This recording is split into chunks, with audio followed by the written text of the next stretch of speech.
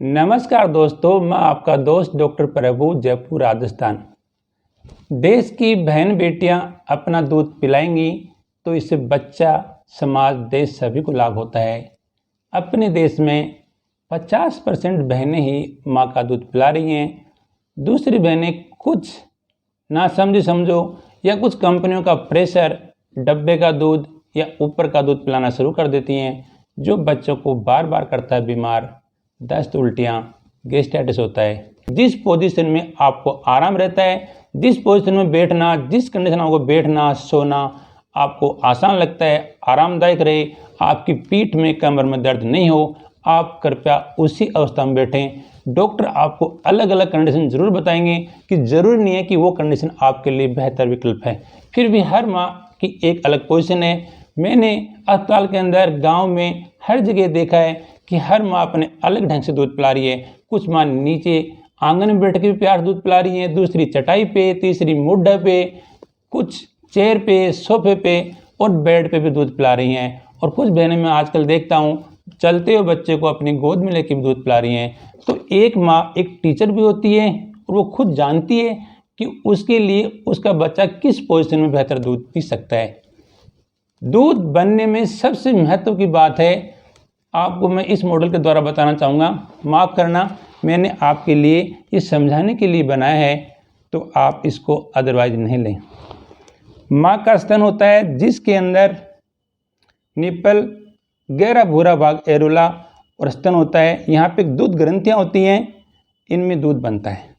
दूध बन करके जब बच्चा इस एरेलो से दूध खाली करेगा तो और बनता है। अगर किसी कारणवश बच्चे ने दूध को खाली नहीं किया तो इन ग्रंथ से दूध बाहर नहीं आएगा, तो अपने दिमाग को निगेटिव मैसेज जा सकता है कि जब दूध कोई बनाने पीने वाला ही नहीं है, निकालने वाला नहीं है, तो और दूध बनाकर क्या करेंगे। तो सबसे पहली बात पॉजिटिव और सकारात्मक बात है कि जितना जल्दी बच्चा माँ का दूध खाली करे उतना ही उसके अंदर निकलने वाले प्रोलैक्टिन हार्मोन दिमाग से आकर के इन ग्रंथियों पे काम करते हैं, और जैसे ही बच्चा इनको टच करता है उससे ऑक्सीटोसिन हार्मोन आके इन ग्रंथियों को खाली करते हैं और ये चक्कर अपने आप चल पड़ता है। यहाँ पे केवल माँ को प्यार से, सकारात्मक भाव से बच्चे की तरफ देखकर गुनगुना करके उस पे, जैसे अपन कहते हैं ना कि अपना हाव आ गया है, मेरा प्यार आ गया है, मेरे बच्चे को मुझे दूध पिलाना ही है, तो आपके अंदर ये एंडोर्फिन, हैप्पीनेस हार्मोन रिलीज होते हैं और ये हार्मोन का एक चक्कर पॉजिटिव शुरू होते ही आपका दूध बनने लग जाएगा। आप अपना दूध किस तरह से बच्चे को पिलाएं, उसकी पकड़ कैसी हो, उसकी लैच कैसी हो, इस पे बहुत कुछ निर्भर करता है। तो आप थोड़ा सब जानती हैं, फिर भी आपको बताना चाहूँगा कि ये एरोला बच्चे के मुंह के अंदर लगभग 80-90% होना चाहिए। कुदरत ने अपने को बहुत कुछ दिया कि बच्चों में कुछ रिफ्लेक्स कुदरती होते हैं, जैसे वो अपना मुंह ऑटोमेटिक चलाते रहते हैं। सबसे पहली चीज़ कुदरत भगवान ने बच्चे को दी है तो उसको दूध पीना आता है। वो जन्म से सीख करके आता है, बोलना बैठना बाद में सीखता है। ये नेचुरल है, दूध पीना उसको तुरंत आता है। हम जैसे बच्चा डिलीवर होता है उसके मुंह में उंगली लगाते हैं तो बच्चा उसको आसानी से लगातार पकड़ करके खींच रहा होता है, और हम उसको 10 में से 10 नंबर दे करके सिस्टर को कहते हैं कि इसको माँ के पास पहुँचाओ, और ये बच्चा दूध पीने के लिए तैयार है और ये दूध पी लेता है। वर्ड में डॉक्टर सुझाव देते हैं कि पहला घंटा वो महत्व घंटा है जिसके अंदर जितना जल्दी माँ के स्तन से अगर दूध निकाला जाए, बच्चा उसको पी ले, दूध को छांट दिया जाए और इस ग्रंथियों को खाली कर दिया जाए, तो दिमाग में जाने वाला मैसेज पॉजिटिव होता है और पॉजिटिव मैसेज आते ही वहाँ से ग्रंथियों से दूध बनना शुरू हो जाता है।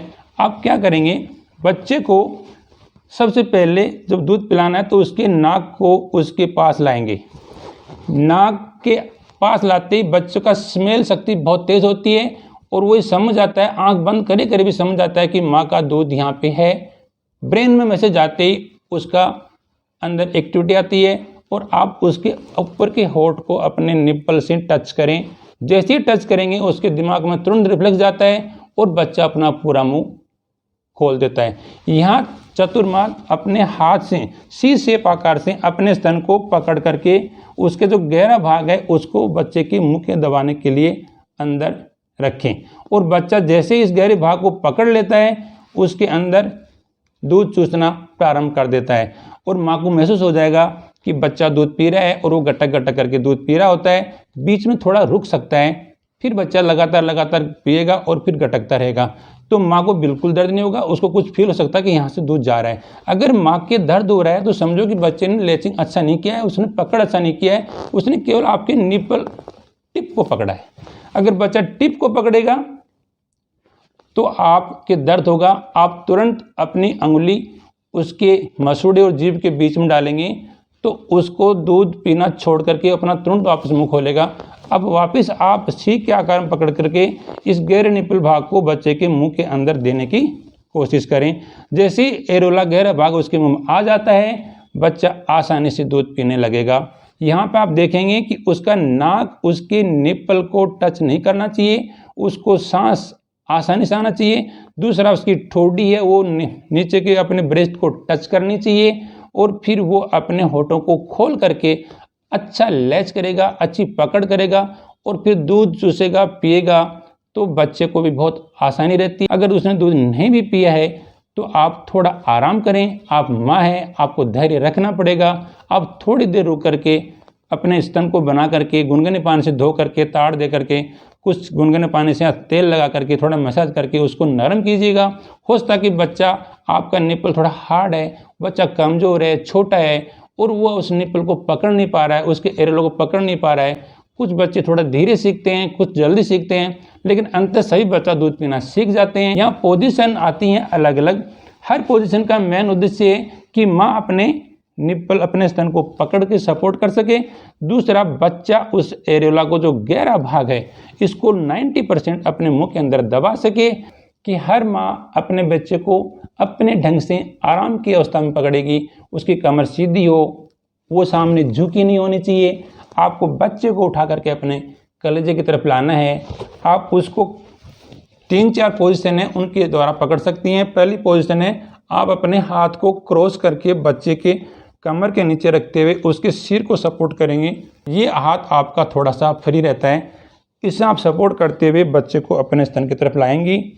यहाँ पे उसका सिर, छाती, पाँव माँ के छाती के टच होना चाहिए, क्योंकि टच होने से उनके अंदर पॉजिटिव रिफ्लेक्स आता है और बच्चा आराम से दूध पी लेता है। अगर उसका गर्दन घुमा दिया जाएगा या अपनी गर्दन घुमा दी जाएगी तो अपन को दूध पीने में, खाने में दिक्कत आ सकती है।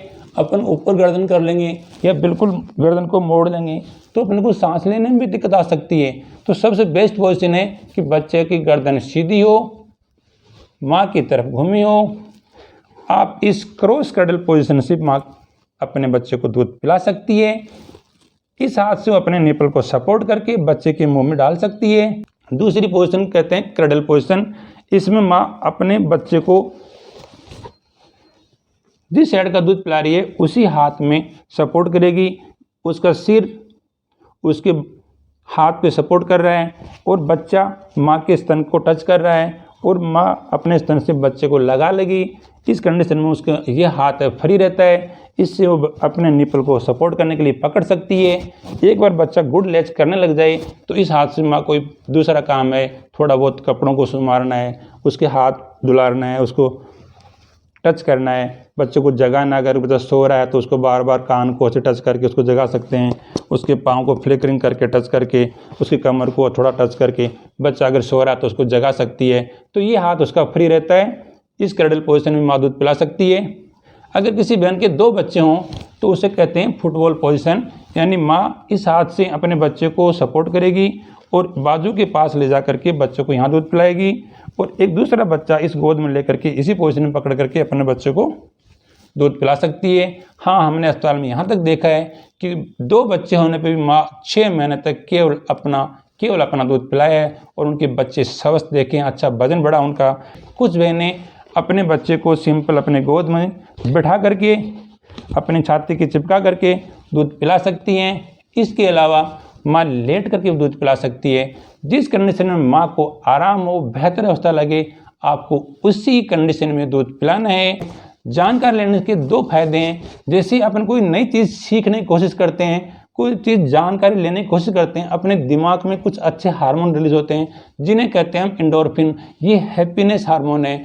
आदमी जितना क्रिएटिव होता है, जितनी चीज़ सीखने की ललक होती है, वह आदमी उतना ही खुश रहता है। मेन मंत्र यही है कि जो माँ खुशी खुशी अपने बच्चे को उस पर हाव आना बोलते हैं, उस पर प्यार आना बोलते हैं, उसको लगाव आना बोलते हैं, अगर ये आ जाता है माँ में तो उसका दूध आना एक नेचुरल है, ये गॉड गिफ्टेड है और उसके दूध झरने लग जाता है। ये हार्मोन्स ऑटोमेटिक आते हैं, ये खाने का फर्क पड़ता है। फिर सबसे पॉजिटिव इफेक्ट आता है उसकी सोच का।